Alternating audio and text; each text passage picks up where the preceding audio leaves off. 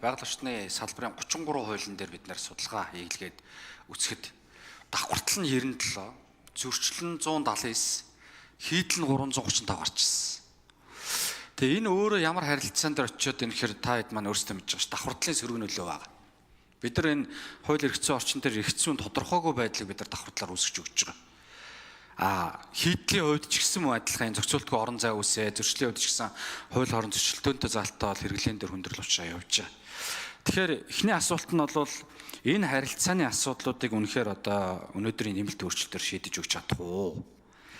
За хоёрдугаар асуулт нь бол хууль тогтоомжийн хувийн эрхтэй буюу иргэд олон нийтээр чөлөөтэй танилцуулах боломжтой байх ёстой гэдэг энэ зүйл заалыг барьж байгаа шиг байна. Гэтэл өөрөө хууль тогтоомжийн тухай хуулийн маань нэмэлт өөрчлөлт яг энэ шаардлагуудаа хангаж оруулж ирч чадж байгаа юу? Аж ахуйн нэгжүүдээс тодорхой хэмжээний саналуудыг бас авах нь зүйтэй юм шиг санагдаж байгаа.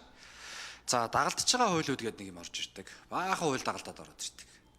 Тэгээд тэр дагалж байгаа хуулиудын үзэл баримтлал нь өөрөө бас ямар төвшөнд байгаа вэ? Нийтээр дагаж мөрдөх журмуудын асуудал. За одоо засгийн газар дээр харахад бол бас нэлээд хууль дүрм журмуудыг хууль авсан журмуудыг зэгцлэхээ яваад ах шиг байна. Гэхдээ энэ дотор хариуцлага хүлээж байгаа албан тушаалтууд байгаа юм.